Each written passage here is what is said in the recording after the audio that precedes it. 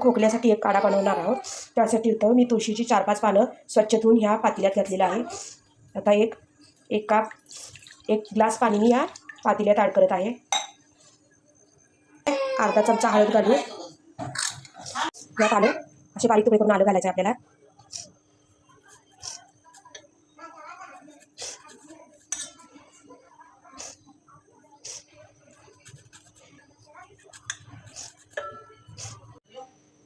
असे आल्याचे तुकडे बारीक करून त्यात टाकायचे आहेत. काळी मिरी क्रश करून टाकायचे आहेत तुम्हाला. आपल्या काळ्या मिरी 5 ते 6 होत्या ह्या मी यात घालून घेतल्या आणि झाकण घालून उकळून घ्यायचं आहे.